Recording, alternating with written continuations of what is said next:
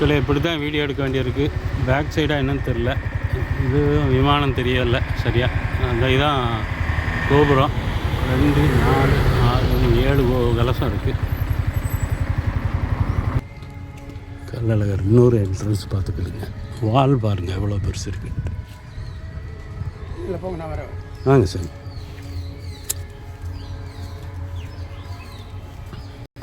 அழகு எவ்வளோ பெருசு அப்பா.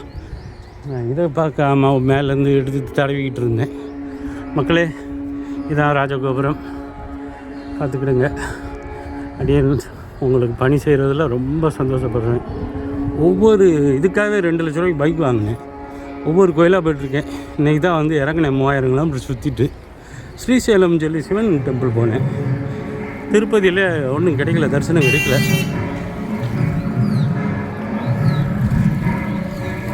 கோபுரம் எவ்வளோ அழகாக இருக்குது பாருங்க. நான் சைடில் கூடி வந்தேன். நல்ல கூட்டம் இன்றைக்கி. கிருஷ்ணர் சன்னதி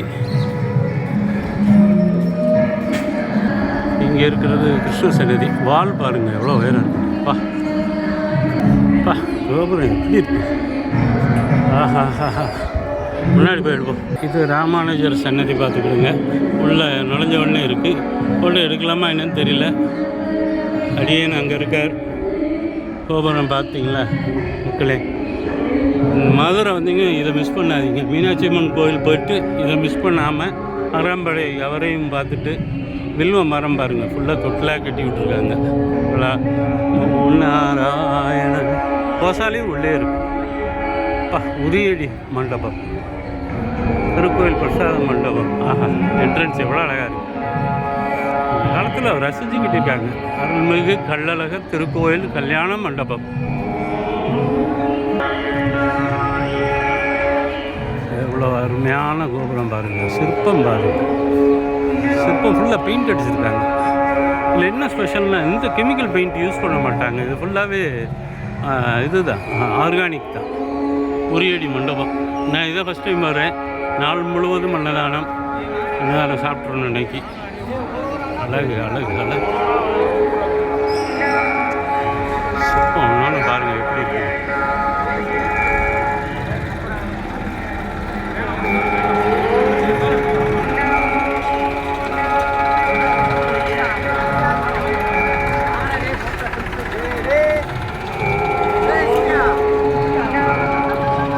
ராஜகோபுரம் என்ட்ரன்ஸ் மூடி இருக்குது பார்த்துக்கிடுங்க. சைடில் கூடி தான் விடுறாங்க இன்னொரு பாத வழியாக. சமய நூல் நிலை, எதிராஜன் திருமுற்றம், பிரசாத விற்பனை நிலையம். ஓம் நமோ நாராயண, ஓம் நாராயண, ஓம் நமோ நாராயண.